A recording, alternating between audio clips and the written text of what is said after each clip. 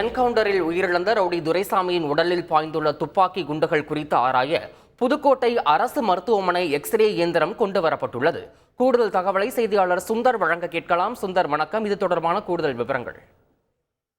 திருச்சி பிரபல ரவுடி துரைசாமி நேற்று புதுக்கோட்டை மாவட்டம் திருவரங்குளம் காட்டுப்பகுதியில் போலீசாரால் என்கவுண்டர் செய்யப்பட்டார். இவரது உடல் தற்போது புதுக்கோட்டை அரசு மருத்துவக் கல்லூரி மருத்துவமனையில் வைக்கப்பட்டுள்ளது. இந்த பிரேத பரிசோதனை செய்வதிலிருந்து தற்போது காலதாமதம் ஏற்பட்டு வருகிறது. ஏனென்றால் இந்த வழக்கு தொடர்பாக, என்கவுண்டர் வழக்கு தொடர்பாக ஜுடிஷியல் என்கொயரி அல்லது ஆர்டிஓ என்கொயரி ஆகிய இரண்டும் ஏதாவது ஒன்று செய்ய வேண்டும். இதில் எந்த என்கொயரி செய்வது என்பது குறித்து தற்போது வரை காவல்துறையிடம் குழப்பம் நீடித்து வருவதால் இதுவரை மேஜிஸ்ட்ரேட்டோ அல்லது ஆர்டிஓவோ விசாரணை செய்வதற்காக அரசு மருத்துவக் கல்லூரி மருத்துவமனைக்கு வரவில்லை. இந்த நிலையில்தான் அதாவது துரைசாமியின் உடலில் காவல்துறை சார்பாக 2 குண்டுகள் பாய்ந்துள்ளது. ஒன்று அவருடைய நெஞ்சிலும் மற்றொரு குண்டு முட்டிக்கால் பகுதியிலும் பாய்ந்துள்ளது. இந்த குண்டு எவ்வளவு ஆழத்திற்கு பதிந்துள்ளது என்பது குறித்து ஆய்வு செய்வதற்கும் காவல்துறையினருக்கும் அவருக்கும் ஏற்பட்ட தகராறில் அவரது உடலில் பலத்த காயங்கள் ஏற்பட்டுள்ளதாக கூறப்படுகிறது.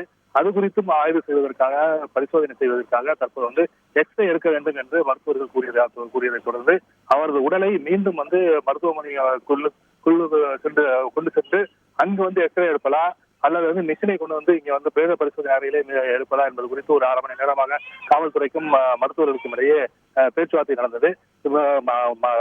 அதாவது அவரது உடலை பிரேத பரிசோதனை அறையிலிருந்து மீண்டும் மருத்துவமனை கொண்டு வரும்போது அவர் உறவினர்கள் இங்கு இருப்பதால் ஏதாவது அசம்பாவிதம் ஏற்படும் என்ற காரணத்தினால் மருத்துவமனையிலிருந்து எக்ஸ்ரே மிஷின்கள் பிரேத பரிசோதனை அறைக்கு கொண்டு செல்லப்பட்டு அங்கு தற்போது எக்ஸ்ரே எடுக்கப்பட்டு வருகிறது.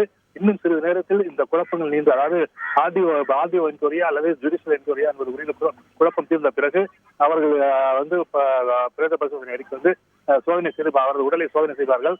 அதன் பின் அவரது உறவினர்களிடம் விசாரணை செய்வார்கள். அதன் பின்னர் அவர்கள் அளித்த ஒப்புதலுக்கு பிறகே பிரேத பரிசோதனை செய்யப்படும் என்று காவல்துறையினர் தெரிவித்துள்ளனர். தகவல்களுக்கு நன்றி சுந்தர். செய்திகளை உடனுக்குடன் தெரிந்து கொள்ள உடனே சப்ஸ்கிரைப் பண்ணுங்க.